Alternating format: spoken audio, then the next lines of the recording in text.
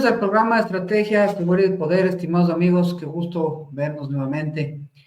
Hoy abrimos un espacio para adentrarnos en la compleja geopolítica de los atentados políticos que suceden en Latinoamérica, un fenómeno que pone en jaque la estabilidad de nuestras democracias y que obviamente trasciende los límites de todos nuestros países de la región, con el fin de mostrar redes de poder, violencia y tensiones históricas. Haciendo una reminiscencia muy rápida y en cronología de eventos, hace unos pocos días, 7 de junio del 2025, el precandidato presidencial Miguel Uribe Turbay es víctima de un atentado con arma de fuego durante un meeting en Bogotá, quedando en estado crítico hasta el momento y desatando una investigación que apunta incluso a posibles infiltraciones de miembros de las fuerzas de seguridad del mismo gobierno. En Ecuador, el caso de Fernando Villavicencio todavía sigue en análisis que obviamente redunda en temas de ciertas dudas. Él fue asesinado a tiros el 9 de agosto del 2023, justamente a salir luego de un acto de campaña, un meeting en la ciudad de Quito, y sigue razonándose como uno de los golpes más brutales contra la voz ciudadana, recordándonos la persistencia de las amenazas del crimen organizado y los extremismos, en definitiva, en la parte política que existe en la región. Un poquito más allá, en el Brasil, no podemos olvidar el 6 de septiembre de 2018, cuando el entonces candidato Jair Bolsonaro también sufrió un atentado, un apuñalamiento en Juiz de Fora, Minas Gerais. Un atentado que marcó un punto de inflexión en la polarización política y, en definitiva, en discurso de confrontación en el país. Al final, amigos, la violencia política se ha tejido con viejas rivalidades, mecanismos de impunidad y nuevos actores transnacionales. Podríamos hablar de muchísimos otros lugares, obviamente, y de países que han sufrido estas situaciones. En todo caso, nos hemos reunido este día, esta noche, esta tarde, esta mañana, para hablar de este tema. Acompáñenos para descubrir quiénes están detrás de estos ataques, quizás hablar sobre ello, qué intereses pretenden desplazarse y cómo día a día se redefinen las fronteras entre el poder legítimo y el uso de la fuerza en nuestra América Latina.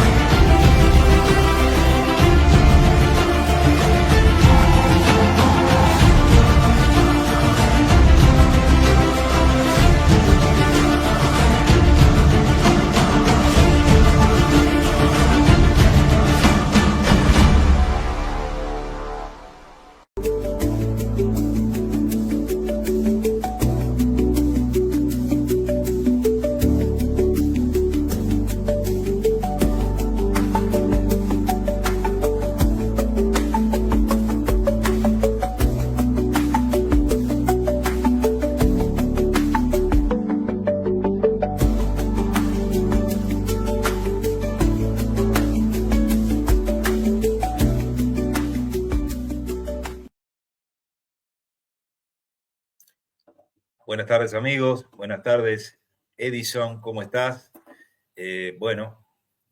Una muy buena introducción. Yo diría que siempre estamos hablando de lo que pasa en el Medio Oriente, en el Asia, en el Mar de la China, en África. Estamos analizando todas esas circunstancias que rodean al mundo de hoy. Como siempre decimos, un mundo que está transformado, que está en constante conflicto. El conflicto marca la dinámica de esta etapa de la historia del mundo. Pero, ¿qué nos pasa en Latinoamérica? ¿Qué nos pasa en Latinoamérica?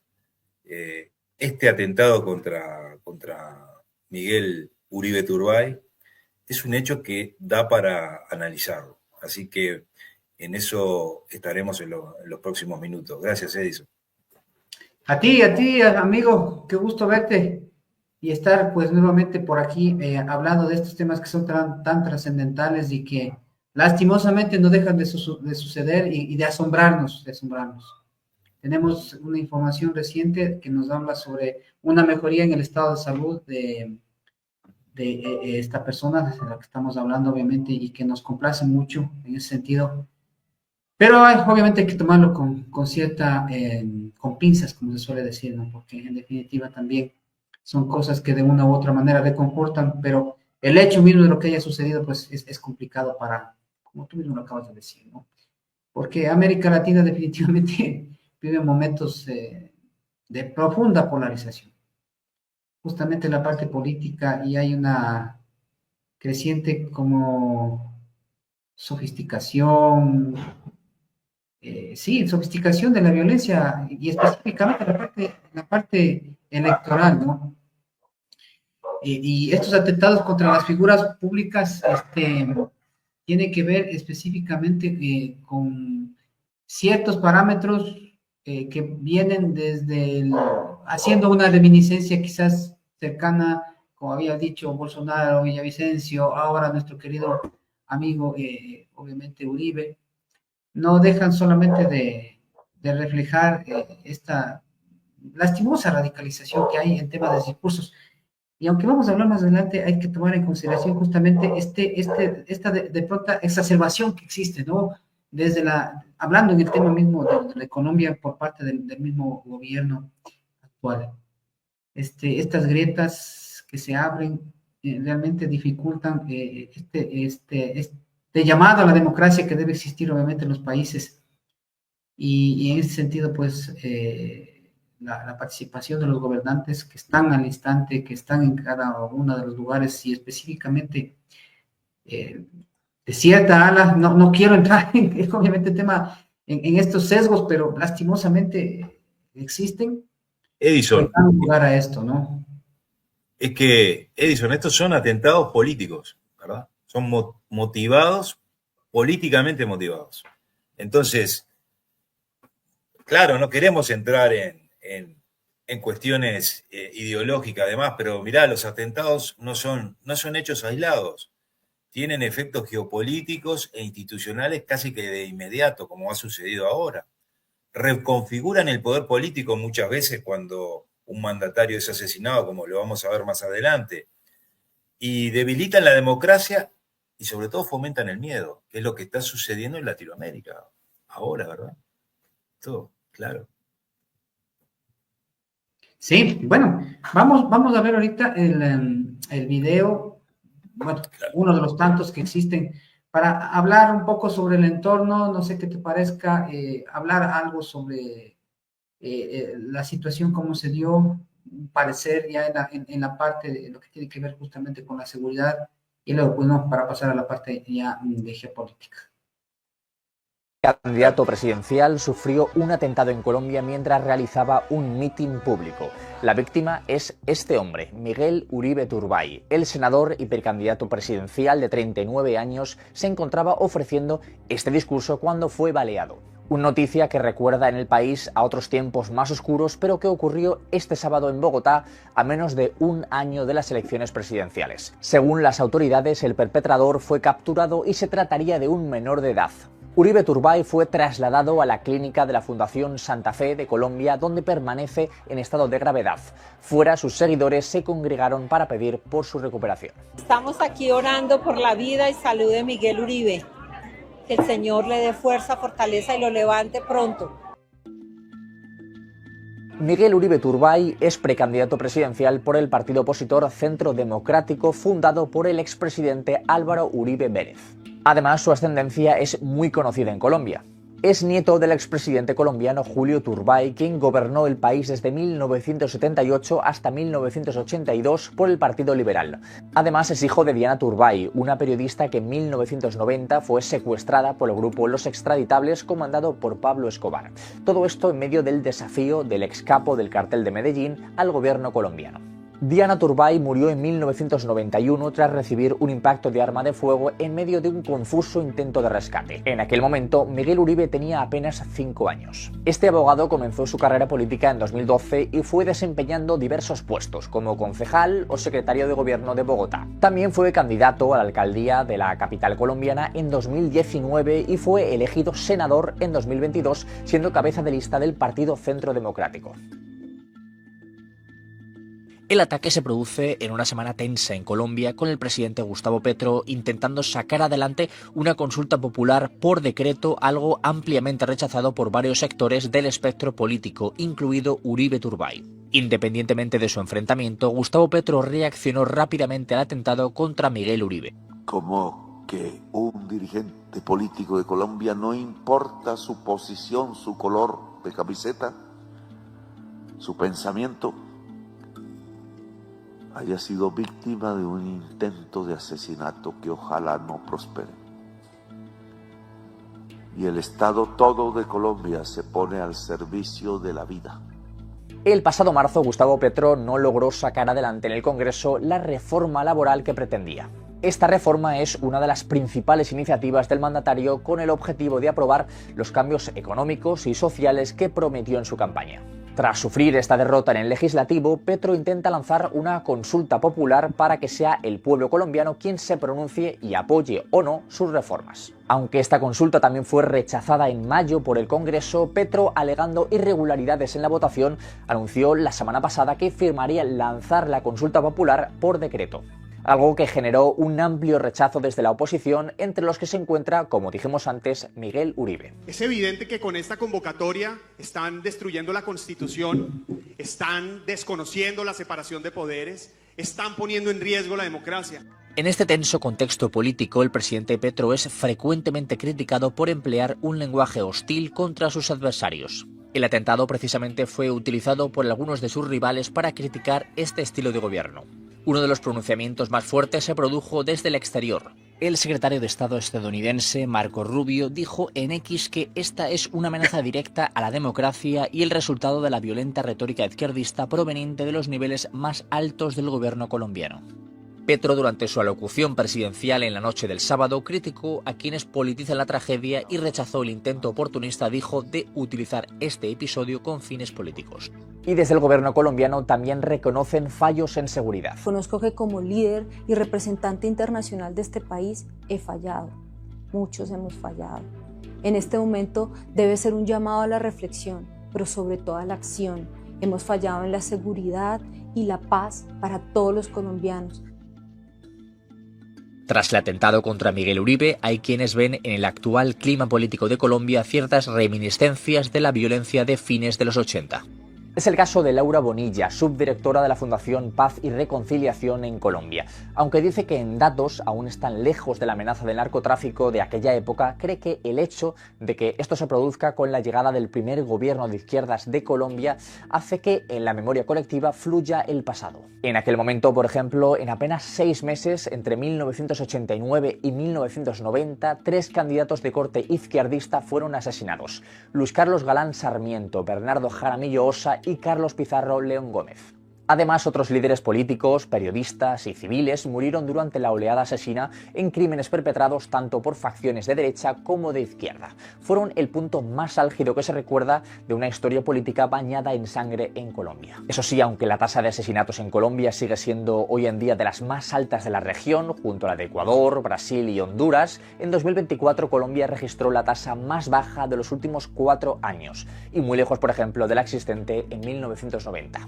Por tanto, esta tendencia a la baja hace que comparar a esta Colombia con la del pasado sea cuanto menos prematuro. Gracias por llegar hasta el final de este vídeo. Déjanos en los comentarios.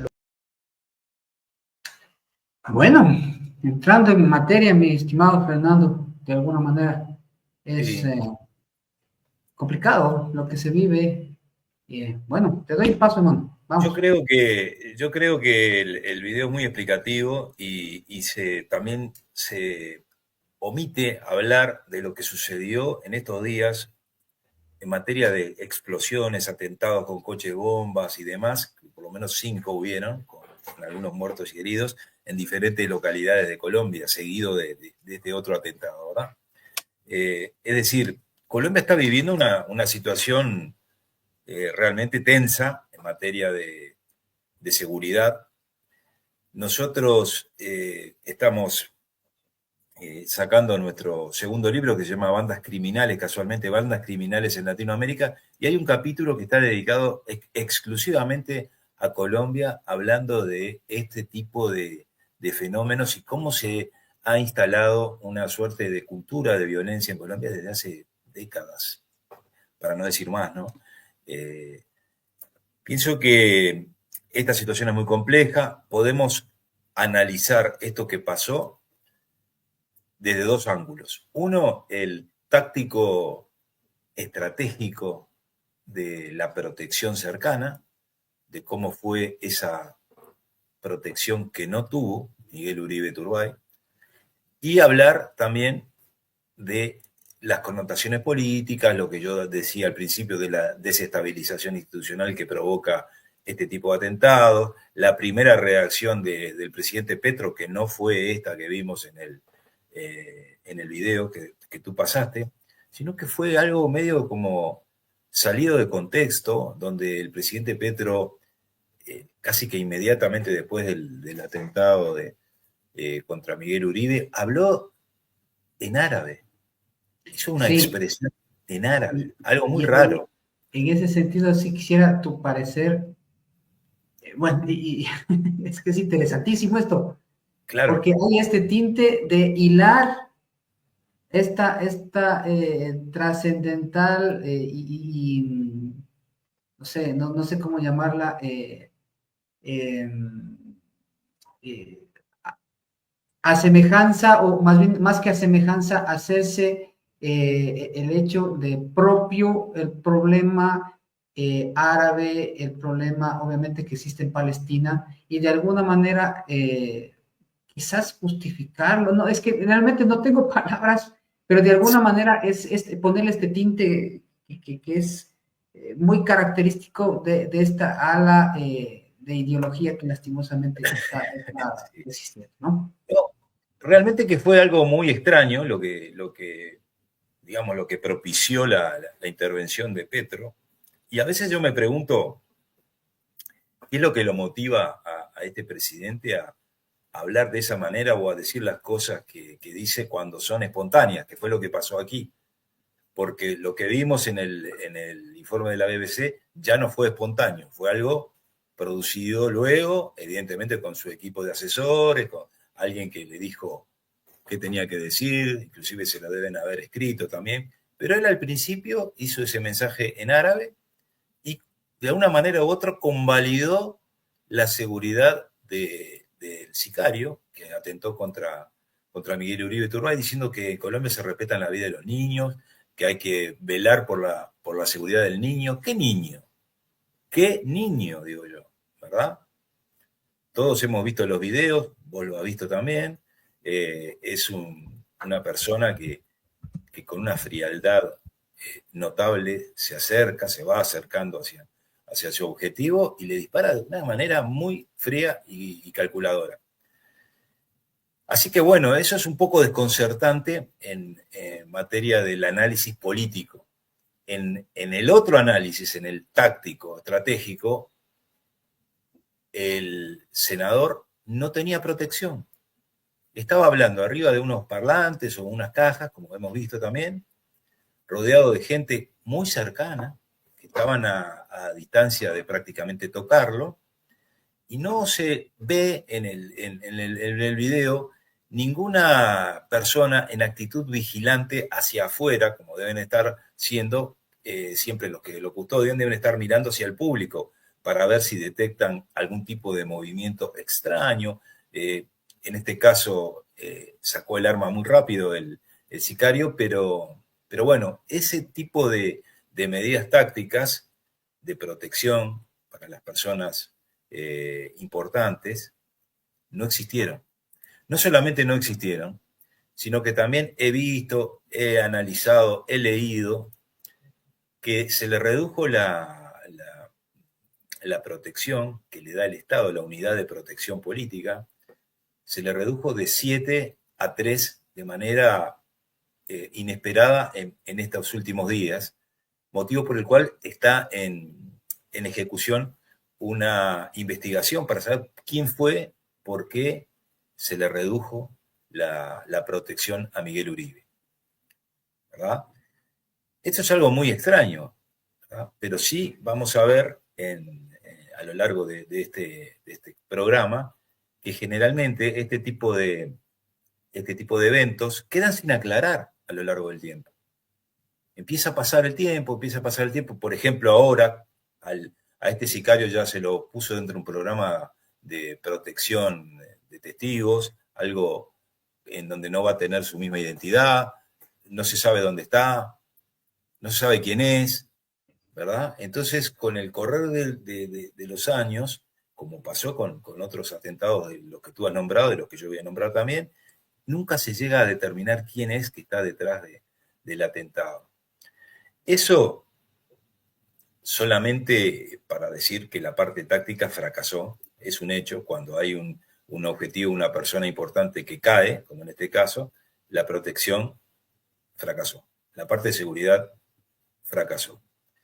Hoy escuchaba al abogado de la familia y abogado personal de Miguel Uribe diciendo que hicieron 23 solicitudes en el último año de que se le ampliara la protección a Miguel Uribe para la campaña, de cara a la campaña presidencial. Nunca tuvieron respuesta. Así que verás y verán que siempre hay algo medio turbio detrás de todos estos atentados. Lo cierto es que en los últimos 35 años, América Latina ha sido escenario de múltiples atentados contra líderes políticos, candidatos presidenciales, activistas, exmandatarios, y lejos de ser hechos aislados, como decía hoy, estas acciones violentas responden a una lógica geopolítica interna y regional. Es decir, son expresiones de poder, son mecanismos de control y herramientas de disuasión o eliminación selectiva en escenarios donde el crimen, la política y el Estado convergen.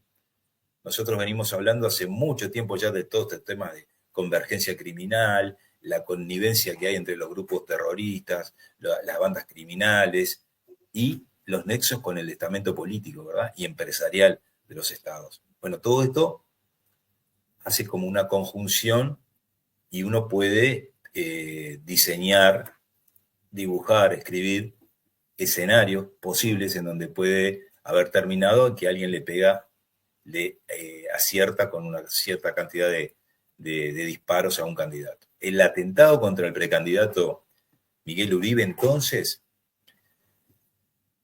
trae al primer plano la peor cara del crimen organizado que tenemos en Latinoamérica, y la violencia política revive una etapa negra del continente. Como decían hoy, ya lo empezaron a asociar con aquellas épocas de Pablo Escobar y demás. Sí, y más que nada es importante lo que dijiste hace un instante, ¿no? Y que refuerza el hecho del tema de este lastimoso reclutamiento que existe para los menores de edad. Pero en los videos que se han visto, una persona, a ver, esta persona no es la primera vez que toma un arma en su mano. Uh-huh. Los disparos que emite, porque son 3 disparos en definitiva, 2 a la cabeza y 1 al cuerpo de esta persona, los 2 son muy certeros, y alguien, tanto tú como yo, que hemos manejado pistolas en definitiva, esta forma diestra de utilizarlas no se las adquiere de la noche a la mañana, ¿no? Entonces, en ese sentido hay que tomar muy en consideración el hecho de que, lastimosamente, bueno, y repito, esta persona no utilizaba por primera vez un arma.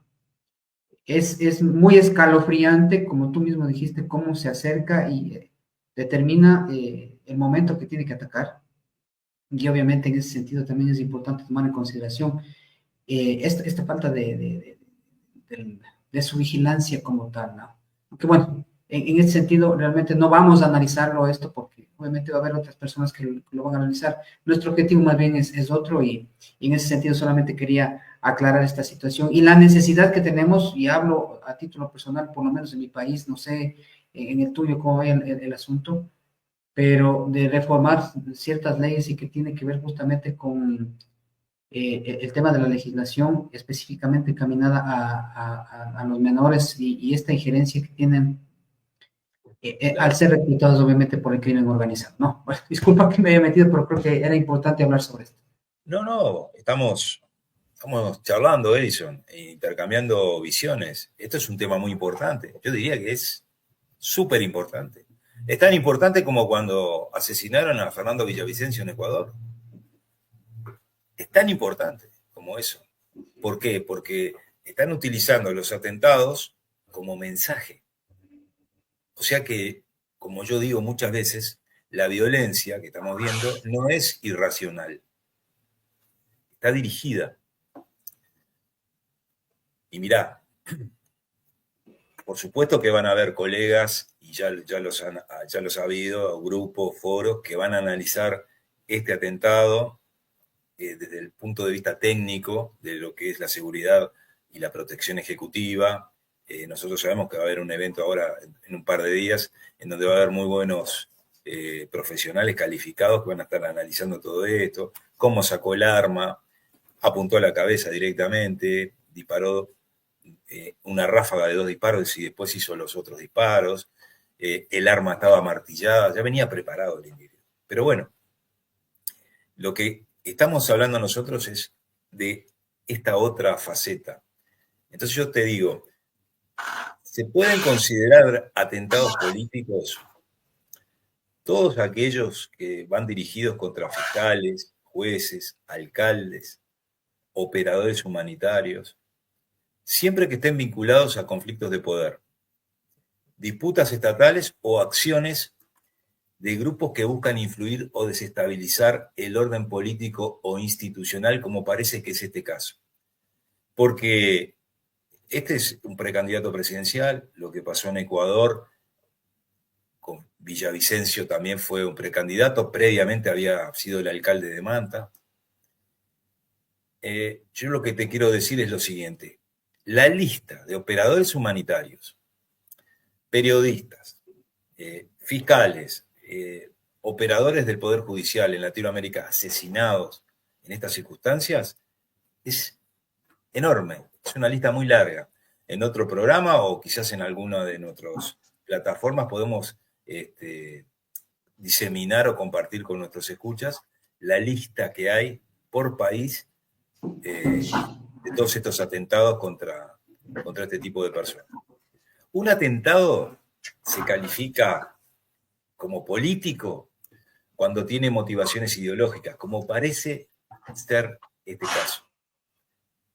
Cuando tiene una motivación partidaria, estratégica, cuando más allá del interés puramente criminal existe otro tipo de intereses, como parece ser intimidar, eliminar actores clave del Estado o de la sociedad civil con peso en decisiones políticas o jurídicas.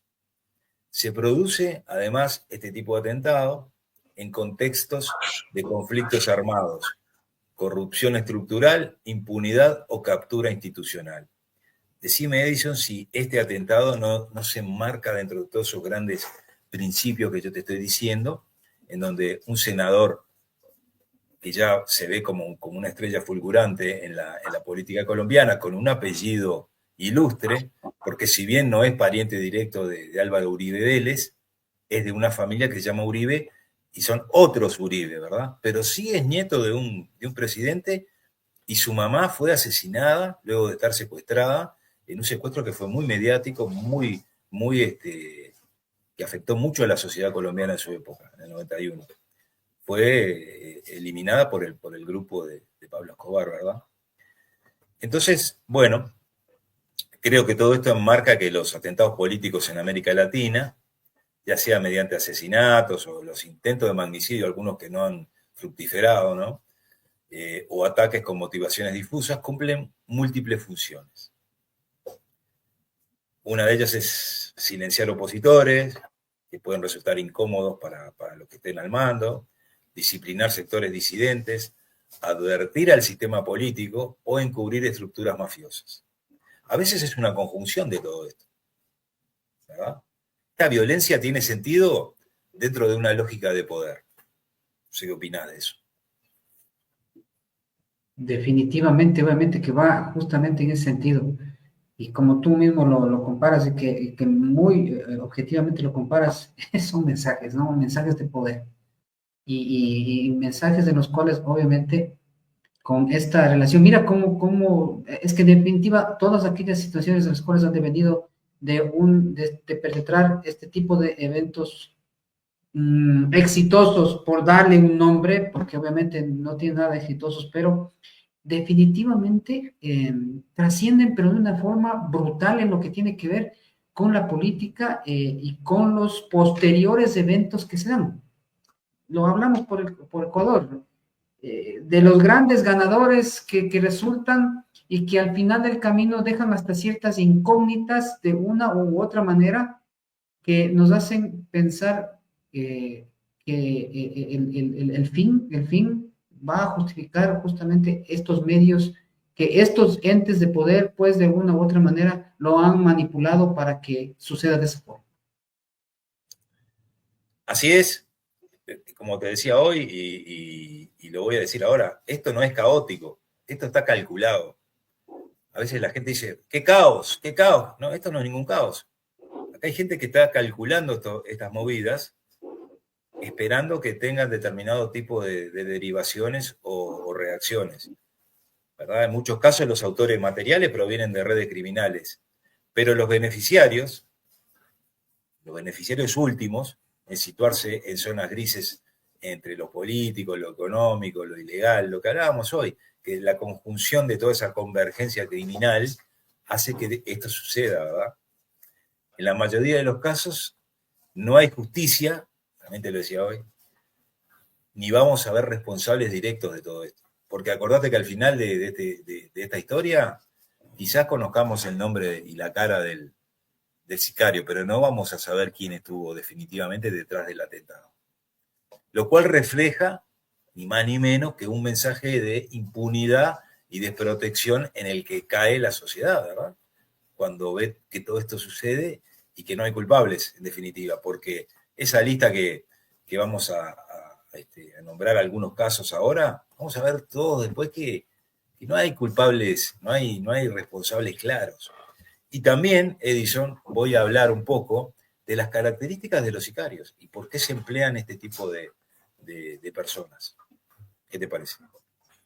Sí, definitivamente es así y en ese sentido pues es importante tomar esta particular forma de determinarlo porque, bueno, repito, ¿no? No desmedro el hecho, obviamente, de hablar de lo que tú dijiste hace un rato, del tema de su seguridad, de su protección, de por qué se dio, por qué no se dio, pero yo pienso que obviamente es importantísimo tomar en consideración estos porqués, quizás aunque como tú mismo lo dices, no vamos en definitiva a saber quién mismo fue, pero una cosa queda clara y que estaba puesto obviamente hace un momento como guía y que lo habíamos puesto en esto, ¿no? El crimen organizado en la América Latina, por lo menos, se ha convertido en un actor político. Y en ese sentido, pues, tiene que maniobrar para sus intereses. Y, obviamente, cuando han sido cooptados muchos de los gobiernos en la mayoría de los estados, pues, en definitiva, es actor principal. Y en ese sentido, pues, actúa de la mejor manera que conoce, ¿no? Sembrando esto, el terror.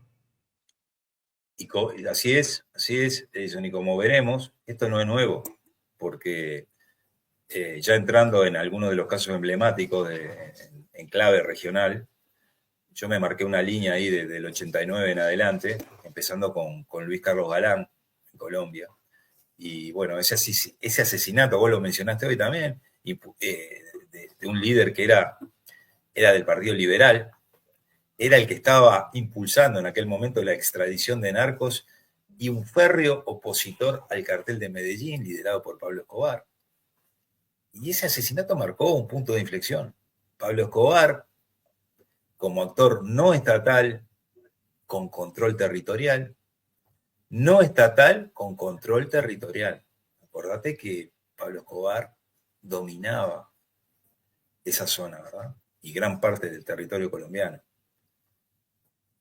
Él mostró en ese atentado, mostró cómo el narcotráfico podía desafiar al Estado, ni más ni menos.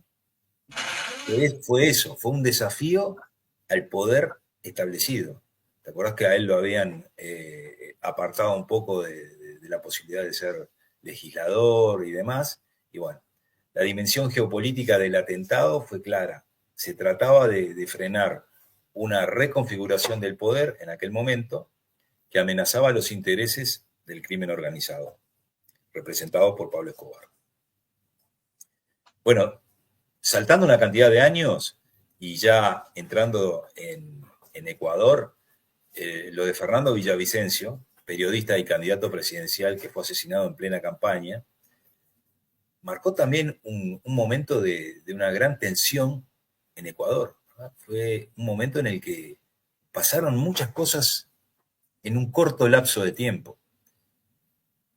La denuncia constante contra las estructuras vinculadas a cárteles, al Tren de Aragua, sectores del correísmo, convirtió a Fernando Villavicencio en un blanco claro para todo lo que le pasó, ¿verdad? Villavicencio no solo incomodaba al crimen organizado, sino también al sistema político, o parte del sistema político, que lo toleraba.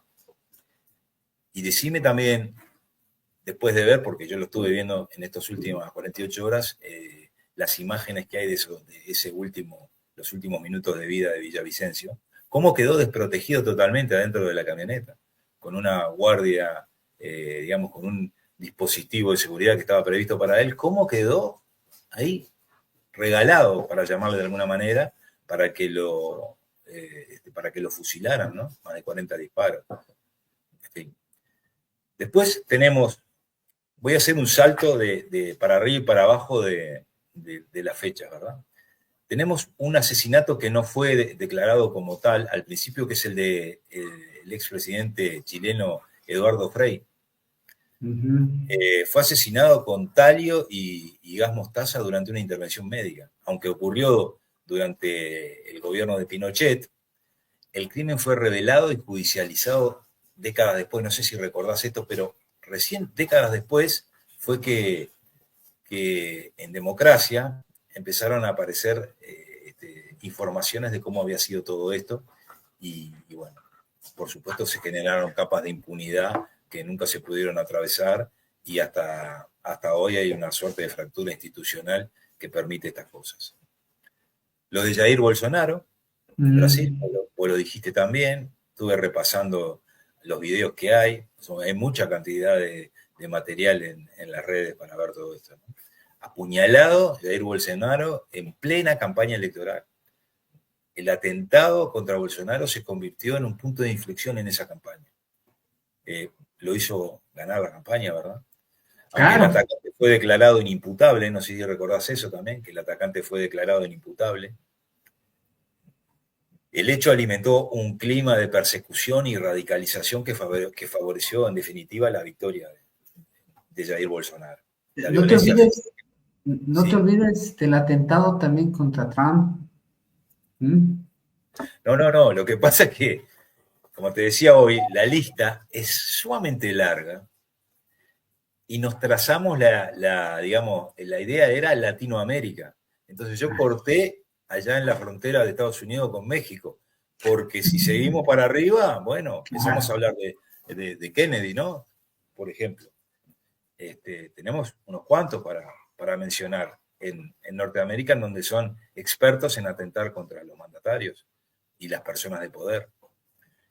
Volviendo a lo de Bolsonaro, para finalizar este breve análisis, la violencia física devino en discurso político, consolidando el retrato del enemigo interno y debilitando todo el campo democrático. Podemos hacer en otro momento un análisis de todo lo que ha sucedido con Trump también, porque ya le dedicamos un programa en determinado momento. Pero bueno. No, yo más te decía por el hecho de cómo incidió de una u otra manera también para que llegue al poder. Para que llegue al poder, claro. Claro que sí. A eso me refería.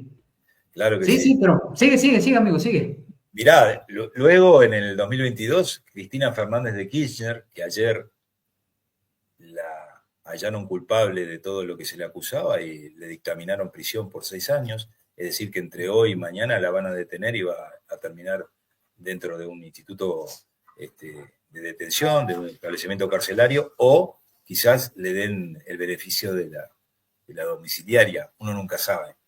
Pero sí hubo un intento, que nunca quedó claro tampoco, de asesinato a la entonces vicepresidenta, que mostró una nueva forma de violencia. No provino del crimen organizado ni de estructuras políticas tradicionales. Si recordás cómo fue toda esa maniobra y quiénes estaban detrás. Era un grupo de influencers de YouTube. Ujú.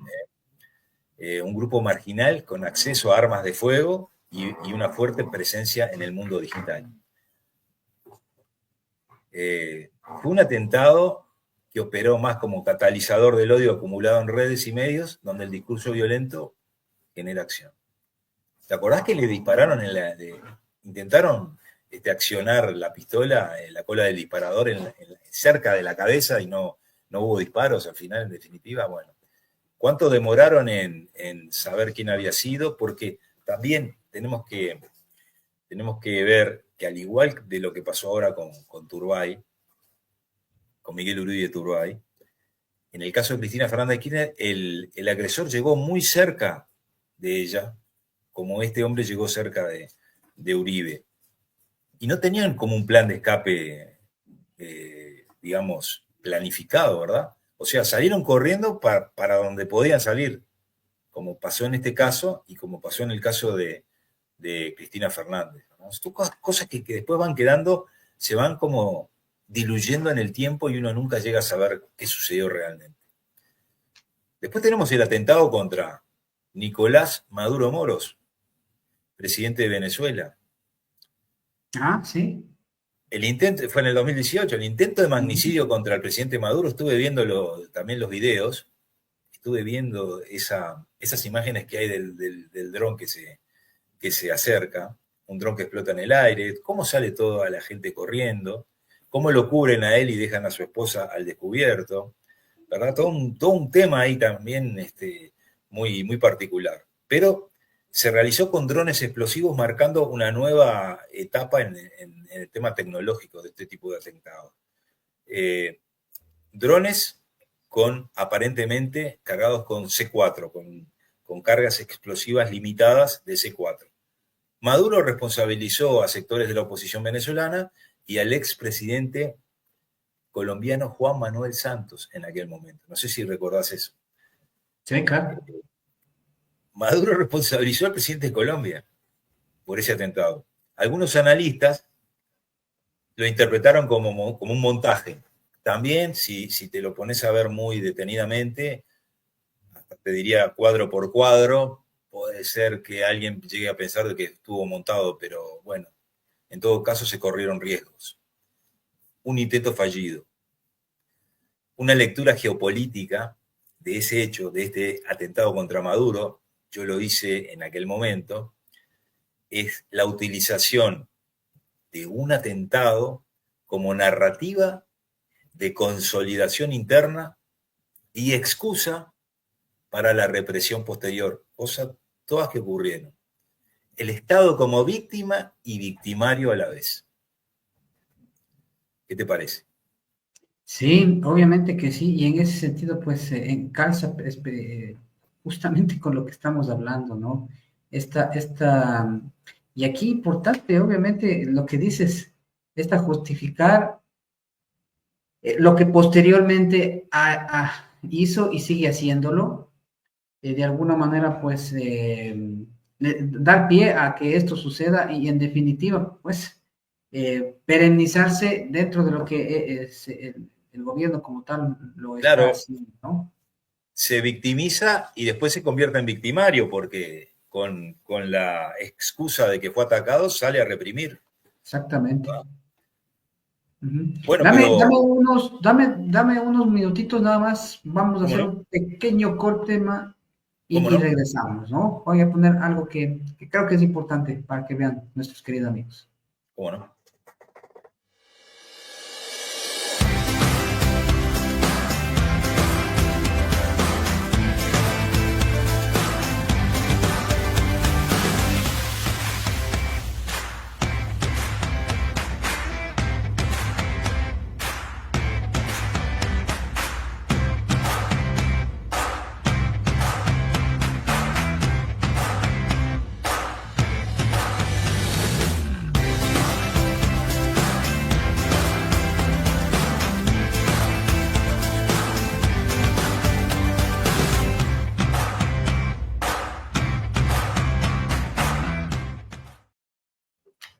Bueno, agradecerte también, pues, mi querido Fernando, que fuiste parte de este evento tan encomiable y maravilloso.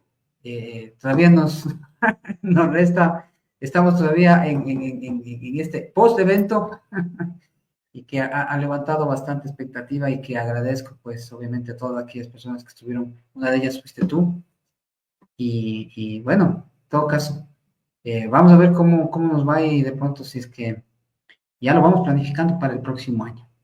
Claro que sí, realmente me siento muy halagado de haber podido participar, me siento privilegiado de haber podido participar en la cumbre.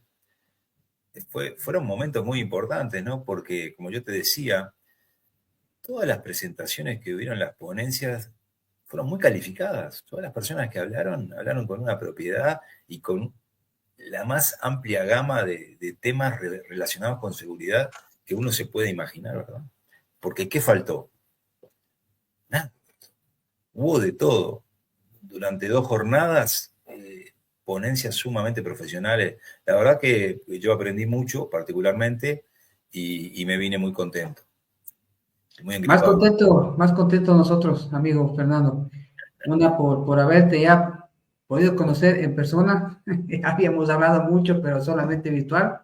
Y Sí. obviamente, pues, haber aprovechado todo lo que se aprendió, como dices tú. Pero bueno, en todo caso, vamos ya, nosotros los 15 minutos finales, que vale la pena ir cimentando sobre lo que vamos a hablar y la importancia que tiene justamente con ello. Y bueno, te doy la palabra, amigo querido, porque vos eres obviamente la voz indicada para seguir analizando esto, por favor. Gracias, Edison. Mirá, lo otro, digamos, el otro atentado que me parece icónico también en la región fue el asesinato del presidente de Haití en el 2021, Sí. Jovenel Moïse. Sí, sí, que tuvo Fue qué asesinado. tremenda coyuntura, con algo también importante que ojalá no se me vaya y que tengo que hacerlo notar también, que tiene que ver con los hermanos colombianos. Bueno, dale. Bueno, fue asesinado en su residencia por un grupo de aproximadamente entre 28 y 30 mercenarios extranjeros, entre los cuales había colombianos, estadounidenses, haitianos y de otras nacionalidades. Algunos han sido acusados en Estados Unidos por este asesinato e incluso su ex esposa, también su viuda, como haber intervenido en algo de ese crimen que dejó al país en una crisis institucional total hasta el día de hoy. ¿Viste cuando decimos que estos atentados buscan desestabilizar? Bueno, este es el claro ejemplo de la desestabilización total. Haití ahora está en manos prácticamente de las bandas criminales paramilitares y parapoliciales. Han fracasado las misiones de paz, han fracasado las misiones de la Policía Internacional, de la ONU, en fin, todo parece que fracasa en Haití. Está expuesto a ser un Estado fallido, con interferencias externas, hasta que alguien se ponga de acuerdo para intervenir, ¿verdad? Así es, obviamente que sí. Bueno, yo tenía pensado hablar un poco de, digamos, de las figuras de los sicarios y qué representa, digamos, quiénes son los que están detrás. Vos decías hoy, ¿quiénes están detrás de todo esto? ¿Por qué pasan estas cosas? ¿Verdad? Y bueno, entonces las preguntas son, por ejemplo, ¿quién atenta? ¿Quién se calla? ¿Quién se beneficia? Por ejemplo, ¿verdad? Entonces, a lo largo y ancho del continente se pueden identificar ciertos patrones en el contexto del fenómeno de los atentados políticos, porque si vos te lo pones a analizar, siguen como un patrón, ¿verdad? Siempre son actores materiales subcontratados, que pueden ser sicarios, pueden ser bandas criminales, pueden ser grupos informales o individuos radicalizados. Encubrimiento institucional, por ejemplo, con desinformación, manipulación mediática o directamente investigaciones inconclusas. Beneficiarios invisibles, esto es lo más peligroso, que son sectores del poder político, económico o criminal, que eliminan un obstáculo para poder reconfigurar el tablero y seguir manejando su esquema de dominio y de poder. En esta lógica, la violencia política no solo elimina personas, instala el miedo, como dijimos hoy al principio, borra debates y reordena alianzas. Es parte de una guerra silenciosa por el control del Estado, lo que está sucediendo en Colombia. En este momento, ni más, porque Colombia se apresta para vivir en breve, además, unas elecciones que van a estar muy, muy complicadas. Ya lo vas a ver, ya lo vamos a ver todo, que esta violencia política se va a trasladar, digamos que a todo el país a medida que se aproxime la fecha de las elecciones. La expansión del crimen organizado transnacional es un hecho.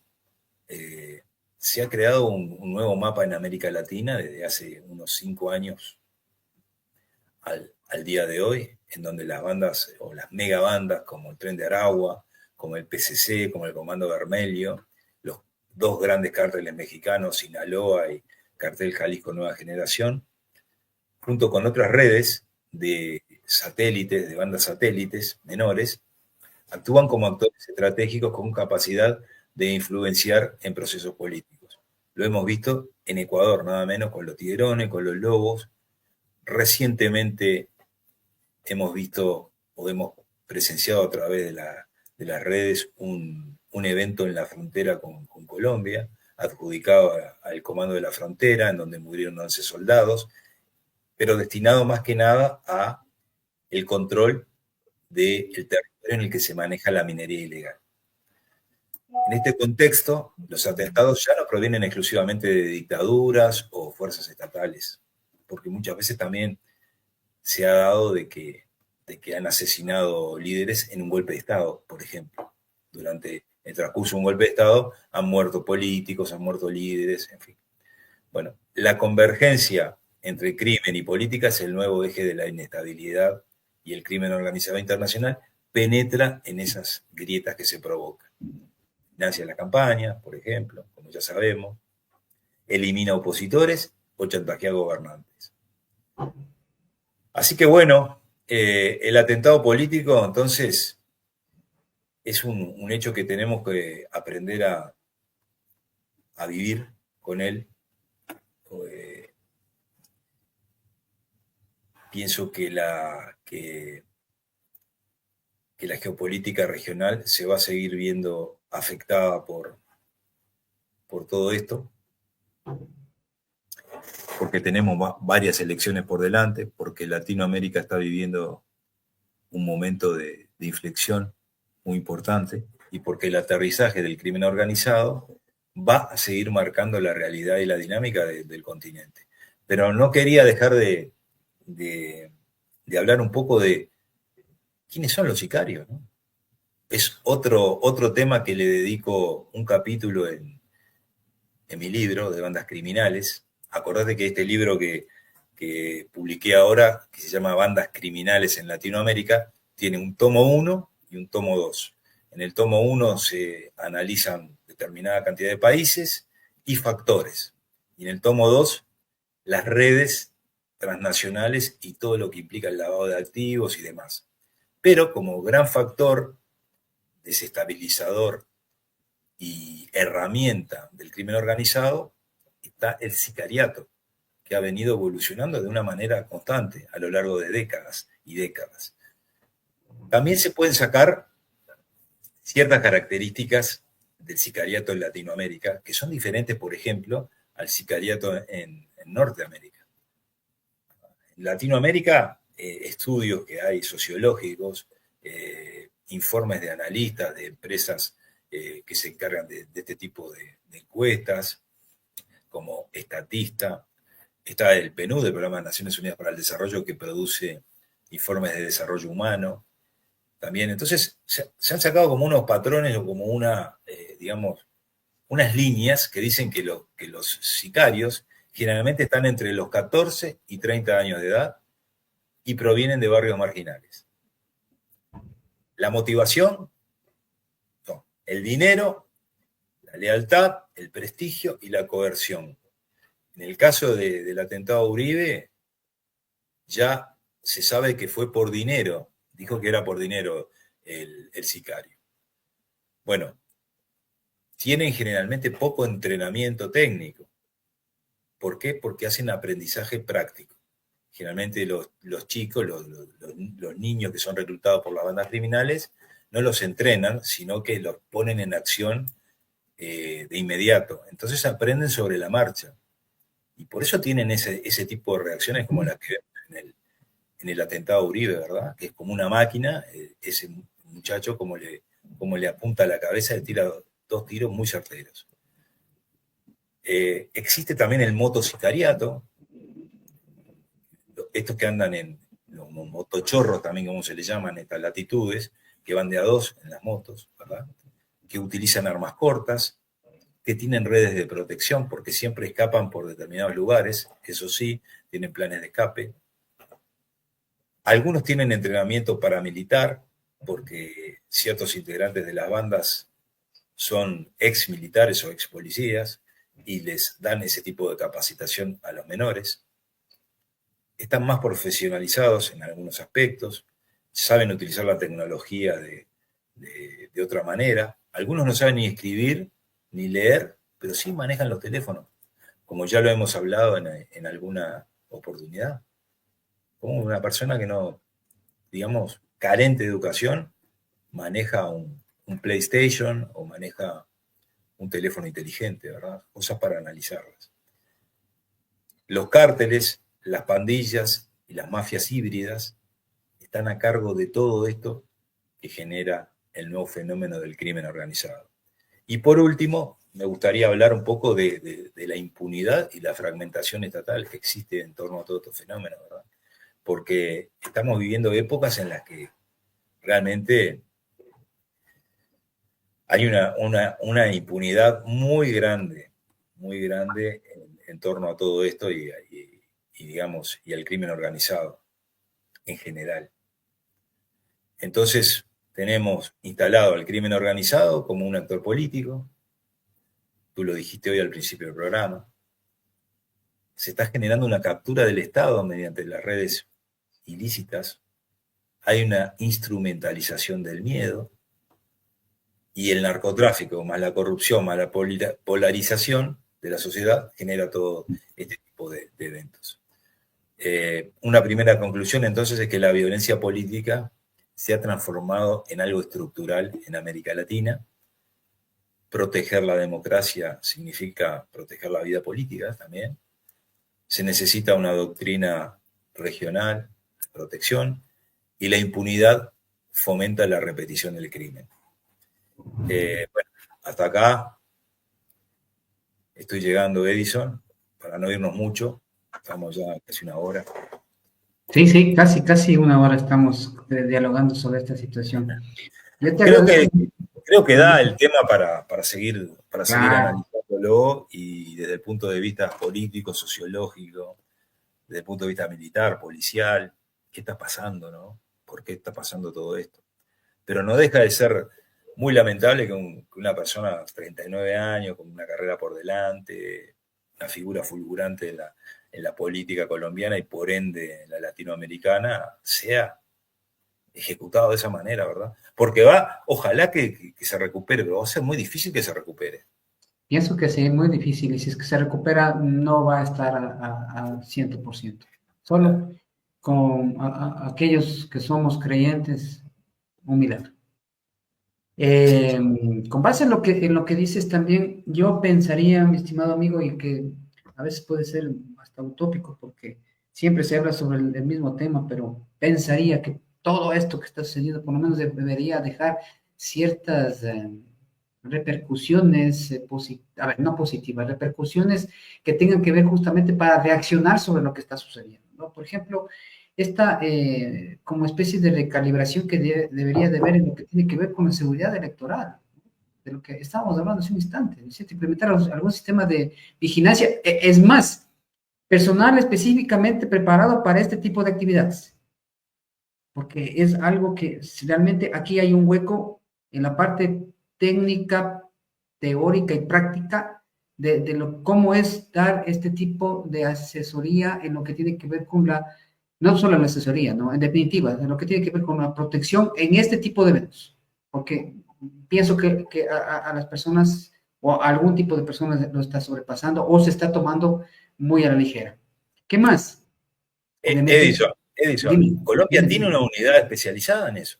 Es la que se encarga de la protección de los políticos. Imagínate cómo lo que sucedió. Claro, pero yo voy un poquito más allá, Fernando.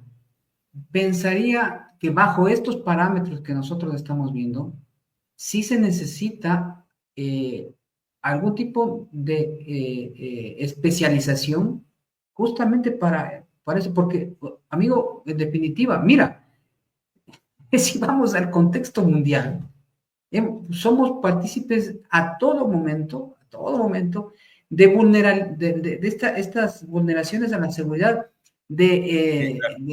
de personeros muy importantes y que aún así no se llega a una... Bueno, no soy experto en la materia, de pronto como hablamos hace un instante, va a haber personas que lo van a dilucidar de una mejor manera, pero yo pensaría por lo menos en ese sentido.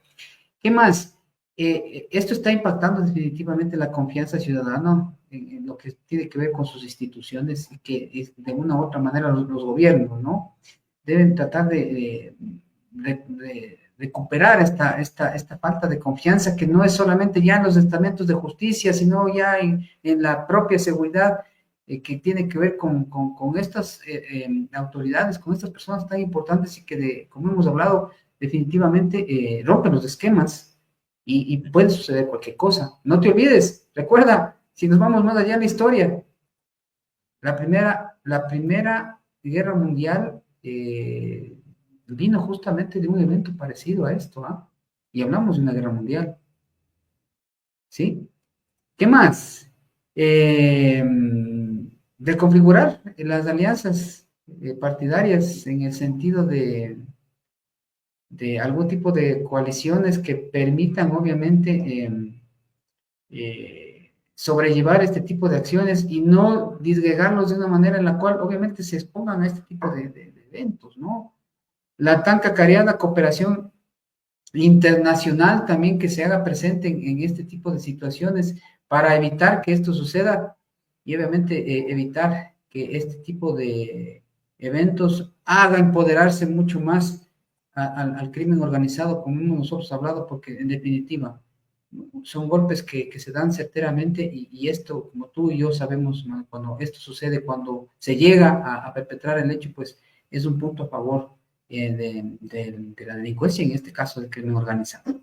Eso, mi pequeño aporte, hermano. Te doy el paso para que sigas el programa, por favor. Bueno, creo que las mafias han penetrado todos los estamentos habidos y por haber de la sociedad, de la política, de la economía, del ámbito empresarial. Viviendo en este momento en Latinoamérica una situación sumamente complicada, es necesario generar acuerdos, es necesario revisar todo esto de una vez por todas, y también para los que trabajan en seguridad, y sobre todo la seguridad privada, debe encontrar un camino para llegar a la conjunción de trabajo con la seguridad pública. Porque así como hay una convergencia criminal que está atacando a la sociedad en su conjunto, debería haber una convergencia social, una convergencia de seguridad que se le opusiera a este universo del mal, como yo siempre le digo. Porque estamos en una guerra. El que no lo quiera ver, que no lo ve. Algunos pueden decir que somos tremendistas, que lo digan. Estamos en guerra. Mirá, si todos los días acá, en este país, ponemos el noticiero y hay 1 o 2 muertos por incidentes de tiroteos, entran grupos en moto con armas largas a robar perfumerías y destruir todo lo que encuentran por el camino. Si en Argentina pasa lo que vemos que está pasando, Chile, los movimientos mapuches, el sur de Brasil, el PCC, Paraguay, la inseguridad campeante. Estamos en guerra. No nos queremos dar cuenta.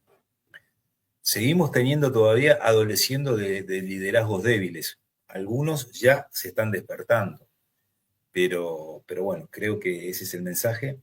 Hay que hacer acuerdos de convergencia para hacerle frente a este fenómeno del aterrizaje del crimen organizado. Te agradezco mucho, Edison, la oportunidad de hoy. No.